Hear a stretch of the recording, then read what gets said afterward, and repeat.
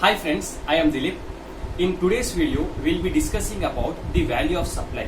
Now, as of now, we have discussed the taxable event of GST, which is supply of goods and services. Then we discussed about section 9, charging section. Then we discussed about the time of supply. When are you supposed to pay the taxes? Now what we are going to discuss is on what value you are supposed to pay the taxes. What is the amount on which you will have to pay the taxes? This is discussed under, this is being dealt under section 15. Section 15 of CGST Act talks about value of supply. Please note, the value of supply topic is common for all the different acts. It is common for CGST Act, IGST Act, SGST Act, UTGST Act. Okay, for all the different acts, the value of supply should be determined only as per section 15 of CGST Act. Okay, now without wasting any single second, we'll understand. This will be a very short video because value of supply, I am discussing only about section 15 of valuation. And one more thing I want to tell you, after this I will be uploading the summary lectures in the sense I will be uploading the Sanjeevani Booty, which is the super fast revision, which can be used by you on daily basis to revise the entire GST. Okay, with this background, let me start my discussion on value of supply. Sir, what is the value of supply, sir? Section 15 says, section 15 subsection 1. What is section 15 subsection 1 telling? Section 15 subsection 1 is telling value of supply is the transaction value. What is 15.1 telling, sir? 15.1 is telling the value of supply is the transaction value. Sir, what do you mean by transaction value? Transaction value is the price which you are actually paying, the price which is actually paid or which is payable for supply of goods or services where the supplier and the recipient are not related. Where what? The supplier and the recipient are not related, and the price which you are paying is the only consideration. The price is the sole consideration. Sir, can you please repeat, sir? Yes. What is value of supply? Sir, value of supply is transaction value. Sir, what do you mean by transaction value? Transaction value is the price which is actually paid or payable where the supplier and the recipient are not related, and the price is the sole consideration. What? Where the supplier and recipient are not related and the price is the sole consideration. Then I will call it as what? Then this transaction value. This is the definition of transaction value. Sir, what do you mean by this, sir? Say for example, this Priya Sarees is selling a saree to Mr. A.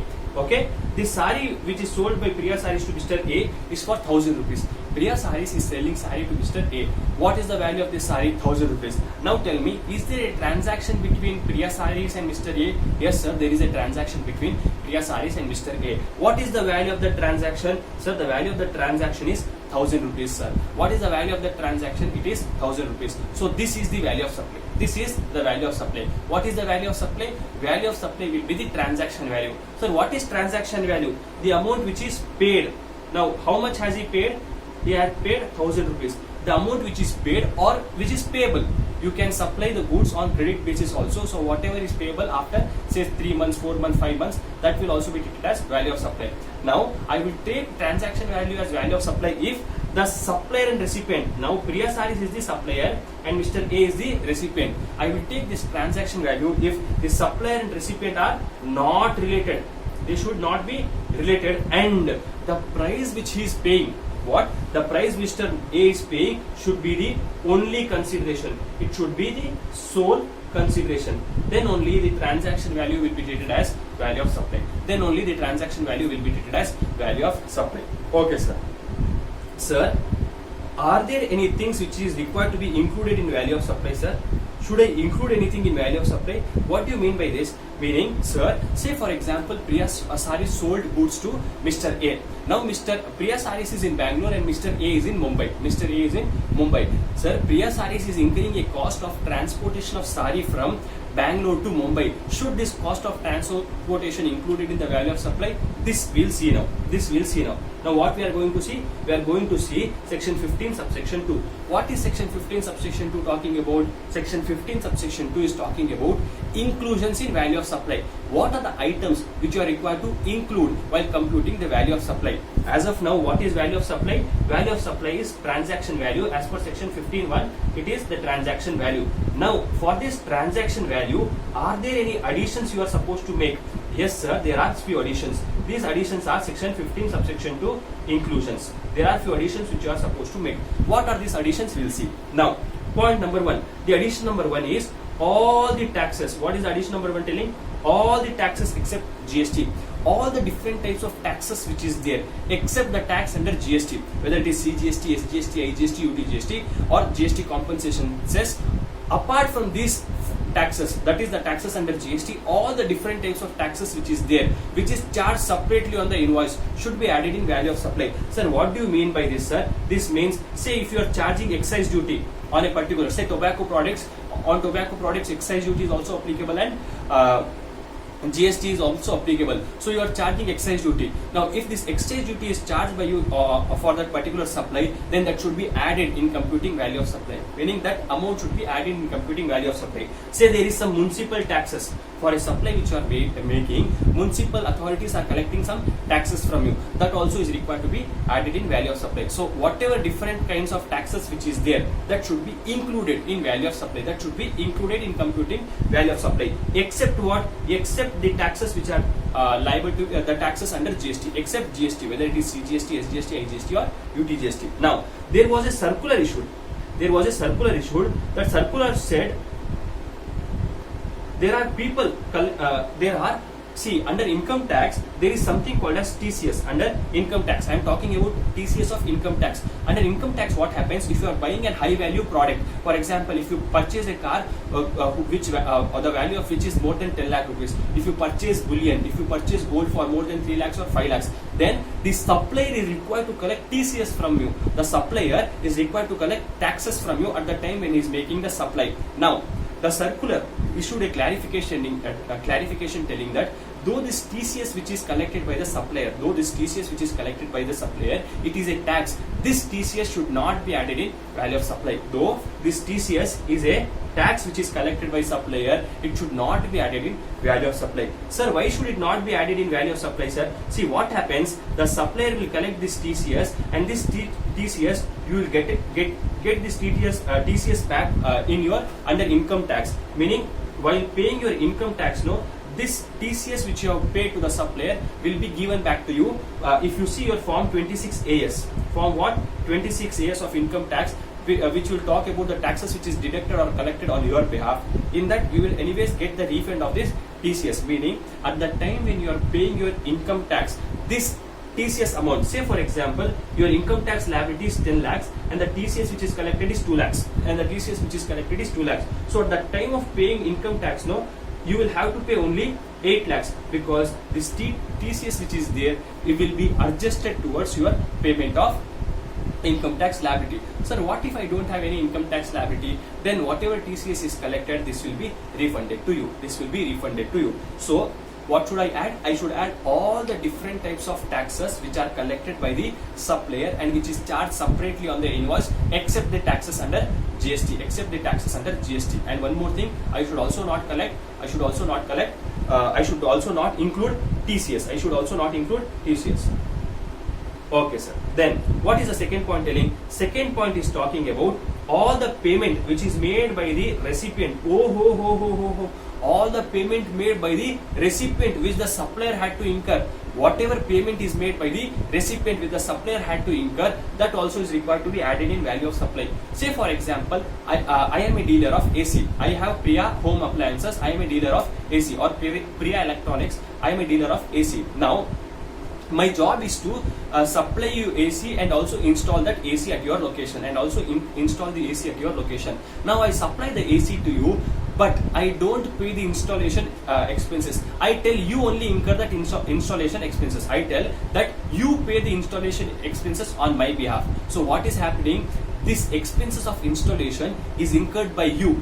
These expenses was supposed to be incurred as per the contract between you and me. I was supposed to incur this installation expenses, but who is incurring the expenses? You are incurring the expenses. So it is an amount paid by the recipient which the supplier had to incur. Amount which is paid by the recipient which the supplier had to incur. That also is required to be added in value of supply. So whatever amount the recipient is incurring on behalf of supplier should also be added in value of supply. Then we have something called as incidental expenses. Now, whatever incidental expenses you are incurring for making this particular supply, whatever incidental expenses for making this supply, whatever incidental expenses incurred by you, that also is required to be added in value of supply. Sir, for example, you are incurring packing charges. For example, my first example, I am supplying goods from Bangalore to Mumbai to Mr.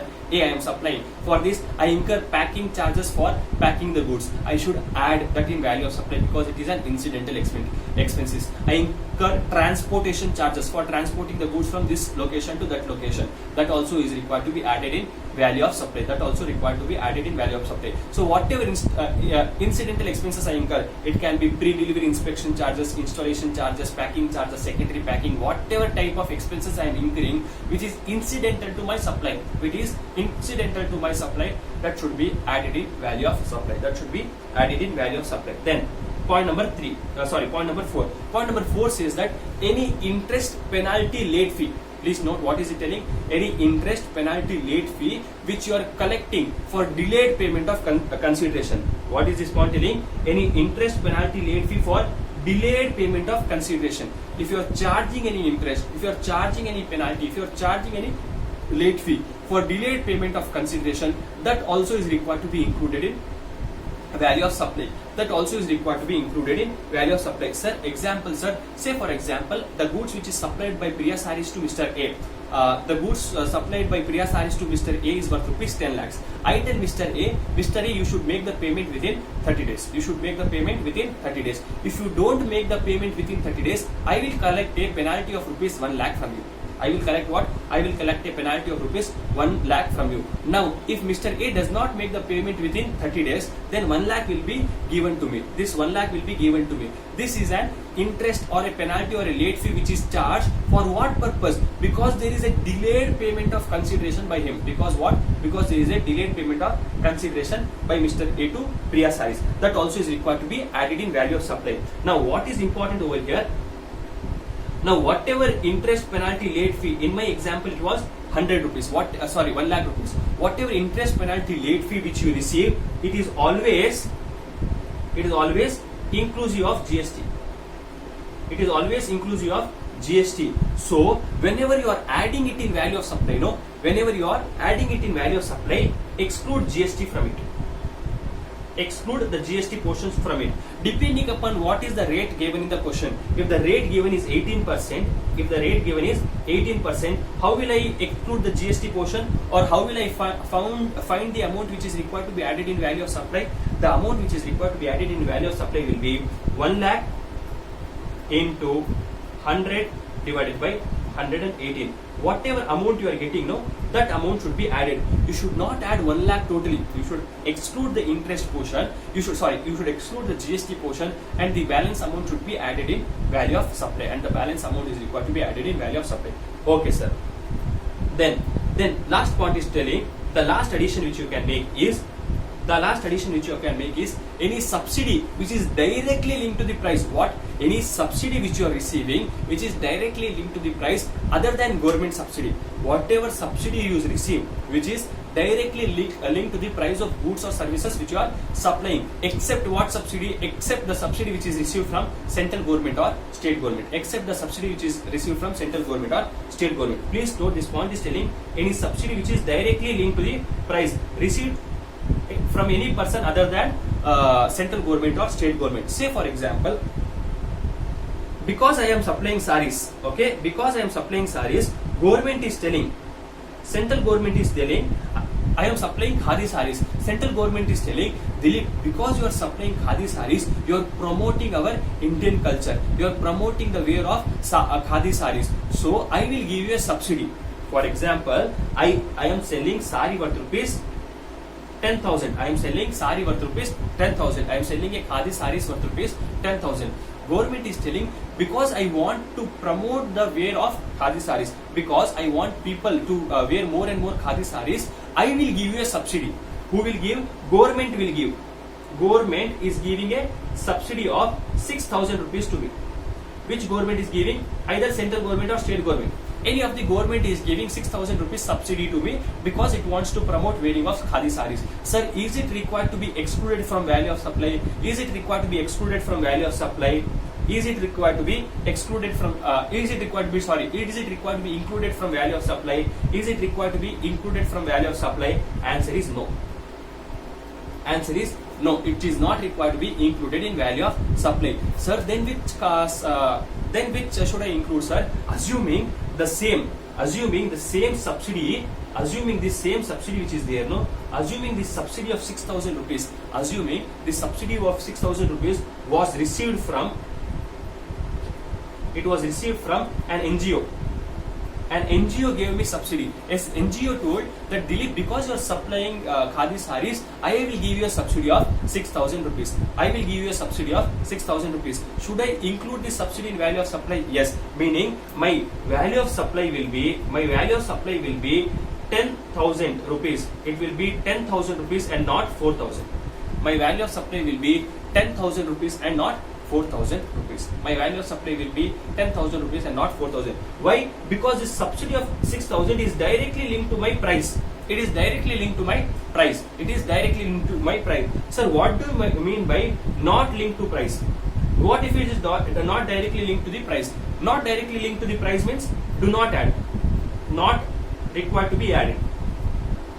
Sir, can you give an example of not directly linked to the price? Say for example, this NGO is giving 10 lakh rupees to me. This NGO is giving 10 lakh rupees to me so that I can set up a factory for manufacturing khadi saree.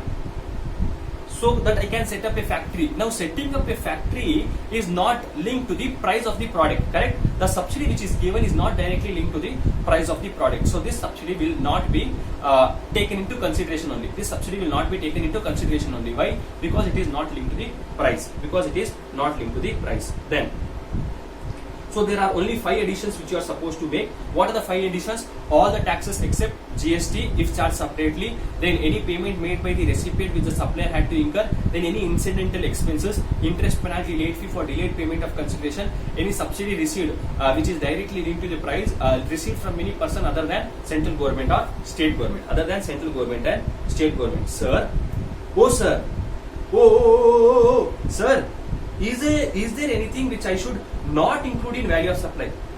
Or sir, is there anything which I can exclude from value of supply? Is there anything which I can exclude from value of supply? Yes, there is something which you can exclude from value of supply. Sir, what is that, sir? That is discount. Whatever discount is given by you, that can be excluded from value of supply. Whatever discount is given by you, that can be excluded from value of supply. Now, discounts can be given at 2 times. It can be given either before or at the time when you are making supply, and you can give the discount after making the supply. At the time when you are making the supply or after making the supply. Whatever discount you are giving before making the supply or at the time when you are making the supply,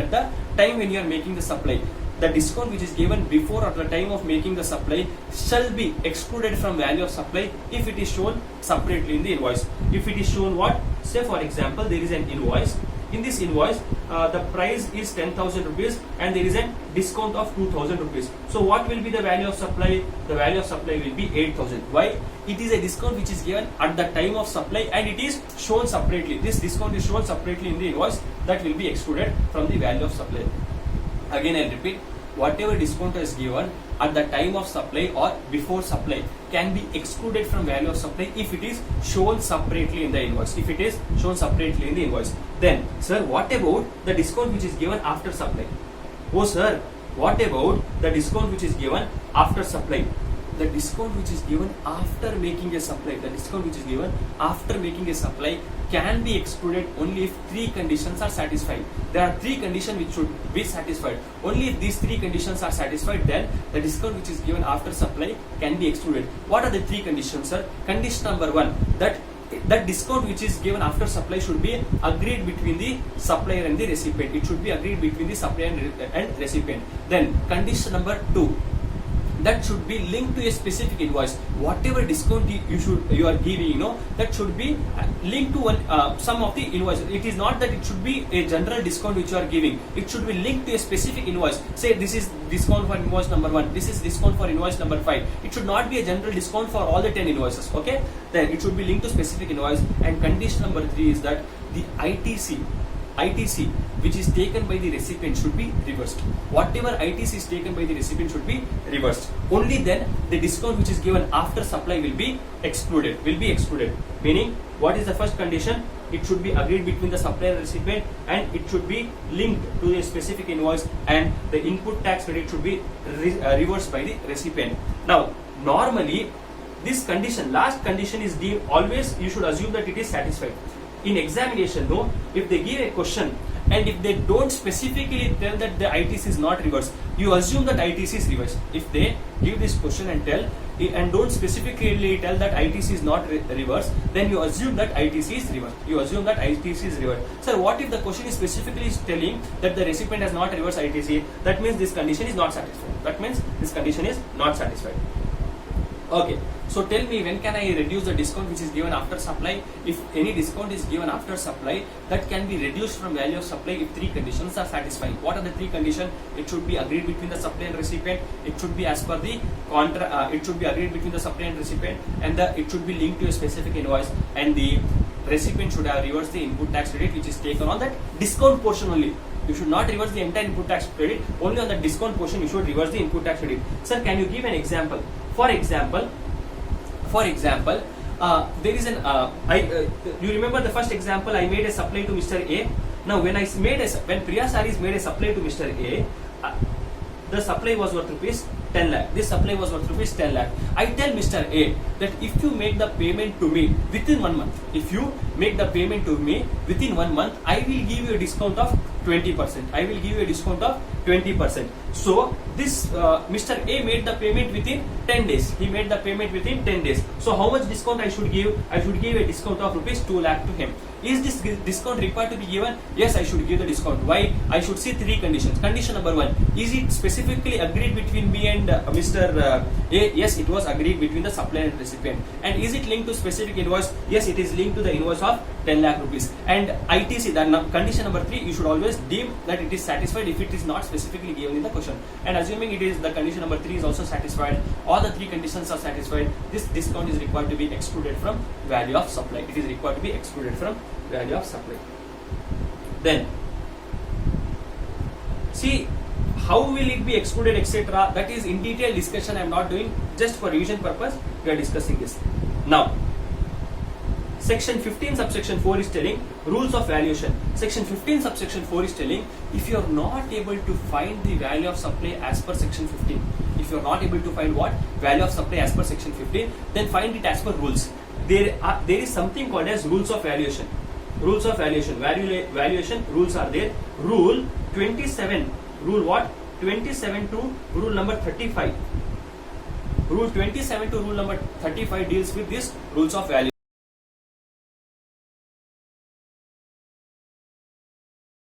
Find the value of supply as per rules. Now tell me, when will you not be able to find value of supply as per section 15? I will not be able to find value of supply as per section 15 if the supplier and recipient are related. Correct? If the supplier and recipient are related, then I will not be able to find the value of supply as per section 15. And I will not be able to find value of supply as per section 15 if the price is not the sole consideration. If what? The price is not sole consideration. I will not, in these two cases, I will not be able to find the value of supply as per section 15. Okay. Then there is section 15 subsection 5. It is telling government may notify the method of valuation in some cases. The government will notify the method of valuation in some cases. Okay. Apart from this, I have also given an explanation which is there to section 15 which talks about related person. There is an explanation given to section 15 which talks about what? Related person. Now section 15 subsection 1 is telling no, the supply and recipient should not be related. Now who will be treated as related is given over here. This you can know only for knowledge purpose. You don't have to know in detail because examination they will not ask the definition on this. Okay. So this was about this particular video. I hope you enjoyed it.